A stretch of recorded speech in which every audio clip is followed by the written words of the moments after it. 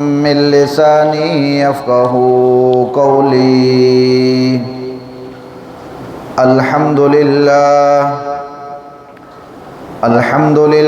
नहमदुहु व नस्तईनुहु व नस्तग़फ़िरुहु व नु'मिनु बिही व नतवक्कलु अलैहि व नऊज़ु बिल्लाहि मिन शुरूरि अनफुसिना व मिन सय्यिआति अअमालिना। मन यहदिहिल्लाहु फला मुज़िल्ल लहु व मन युज़लिल्हु फला हादिय लहु व नशहदु अल्ला इलाहा इल्लल्लाहु वहदहु ला शरीक लहु व अशहदु अन्न मुहम्मदन अब्दुहु व रसूलुहु। फ़क़द क़ाल अल्लाहु तबारक व तआला फ़िल क़ुरआनिल मजीद वल फ़ुरक़ानिल हमीद। अऊज़ु बिल्लाहि मिनश शैतानिर रजीम। बिस्मिल्लाहिर रहमानिर रहीम।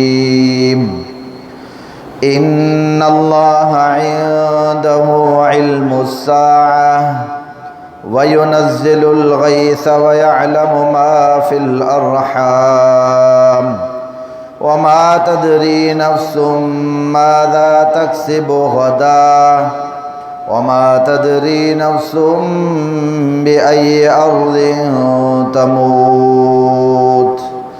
इन्नल्लाहा अलीमुल खबीर।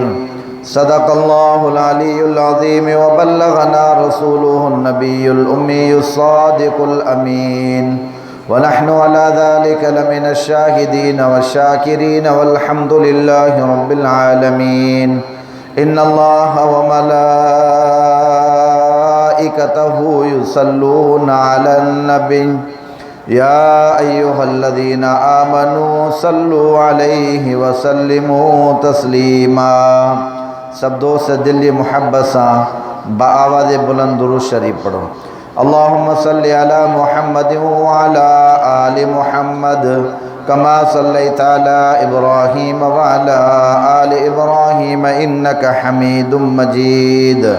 अल्लाहुम्मा बारिक अला मुहम्मद व अला आलि मुहम्मद कमा बारकता अला इब्राहीम व अला आलि इब्राहीम इन्नका हमीदुम मजीद।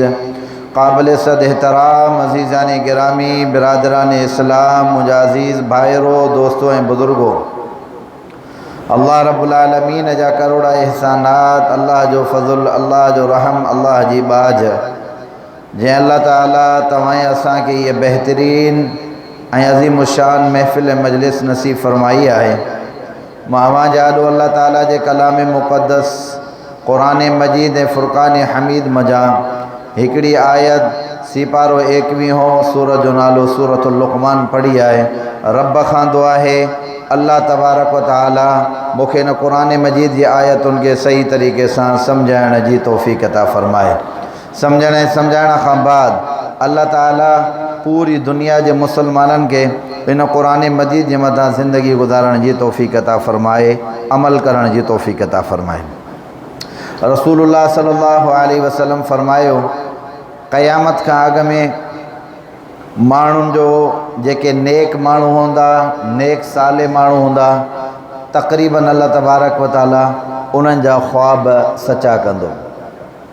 उलमाए मुहद्दिसीन इन हदीस जी वज़ाहत ऐं तशरीह कंदे बयान फ़रमायो आहे त तक़रीबन इहो दौर हज़रत ईसा अलैहिस्सलातु वस्सलाम जे नुज़ूल जे क़रीब थियण वारे वक़्त जे अंदरि थींदो।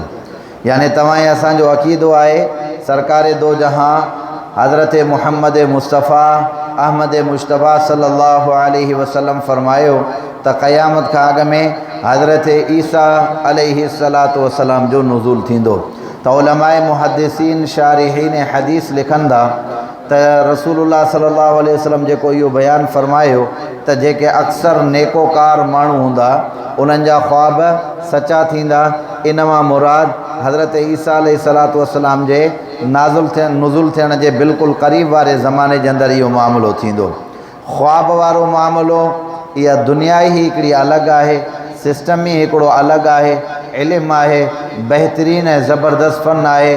रसूलुल्लाह सल्लल्लाहु अलैहि वसल्लम जी उम्मत में अहिड़ा बेहतरीन आलिम ऐं ख्वाब जी ताबीर वारा गुज़रिया आहिनि जेके हिन पासे खां ख्वाब ॿुधाईंदा हुआ, उन ई वक़्त जे अंदरि, साॻे ई वक़्त जे अंदरि, उन टाइम ते जॾहिं उन ख्वाब खे ॾिठो वेंदो उन जी हक़ीक़त मालूम थींदी। हिकिड़ो माण्हू अल्लामा इब्न सीरीन रहमतुल्लाह अलैह ॾे आयो। अल्लामा इब्न सीरीन रहमतुल्लाह अलैह खां पुछा कई त हे अल्लामा इब्न सीरीन रहमतुल्लाह अलैह, सियारे जे मौसम जे अंदरि मां हिकिड़ो ख्वाब ॾिठो आहे। चई ख्वाब, ऊन्हारे जे मौसम जे अंदरि मां ख्वाब ॾिठो आहे। चई ख्वाब कहिड़ो आहे? चई मुंहिंजी खट जे हेठां बाहि जा टांडा ॿरनि था पिया। हाणे तव्हां ॿुधायो त इन ख्वाब जो ताबीर छा हूंदो? हज़रत अल्लामा इब्न सीरीन रहमतुल्लाह अलैह उन माण्हू खे चयो त जल्दी पंहिंजे घर मां सामान कढी वठि, कुझु वक़्त जे अंदरि तुंहिंजी जाइ किरण वारी आहे। हमरा ख्वाब वारो चए थो जंहिंखे ताबीर अल्लामा इब्न सीरीन रहमतुल्लाह अलैह ॿुधाई, चई त सामान कढी करे अञा मस मां ॿाहिरि बीठुमि त मुंहिंजी जाइ अची करे किरी पई। कुझु महीननि खां पोइ हिकिड़ो वरी ॿियो माण्हू वियो जंहिं अल्लामा इब्न सीरीन रहमतुल्लाह अलैह खे चयो साईं मूं ख्वाब ॾिठो आहे, मुंहिंजी खट जे हेठां बाहि जा टांडा आहिनि। तॾहिं अल्लामा इब्न सीरीन रहमतुल्लाह अलैह उन जी ख्वाब जी ताबीर इहा कई, अव्हांजे खट जे हेठां ख़ज़ानो आहे, वञो तव्हांखे ख़ज़ानो मिलंदो।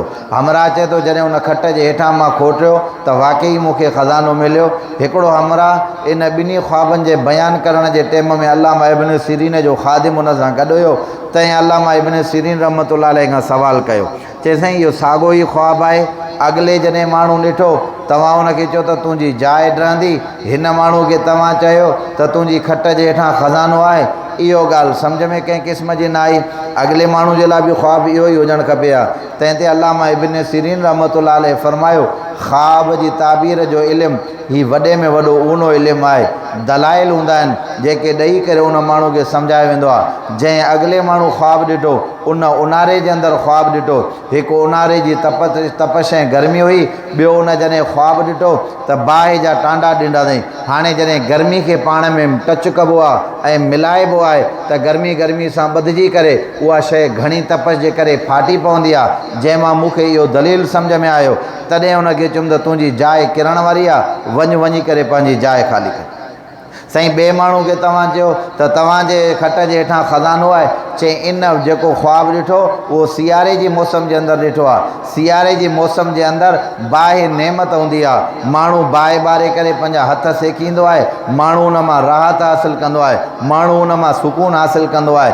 तंहिं मां मूंखे इहा ॻाल्हि सम्झ में आई त सियारे जी मौसम में जेको आहे टांडा ॾिसणु इहा राहत ऐं सुकून वारो मामिलो आहे। माल बि इंसान खे जॾहिं हूंदो आहे उन वटि बि राहत ऐं सुकून हूंदो आहे। त इहो दलील मां मिलाए करे इहा ॻाल्हि सम्झ में आई त हीउ जेको हिन खट जे हेठां आहे उहा माल ऐं दौलत आहे। ॿुधायोमांसि त उन माण्हू खे माल ऐं दौलत मिली वई। त मुंहिंजा भाउ, ख्वाब जी ताबीर जो इल्मु ऐं ख्वाब जी ताबीर वारो मामिलो ऐं मसइलो इहो इंतिहाई वॾो इल्मु आहे।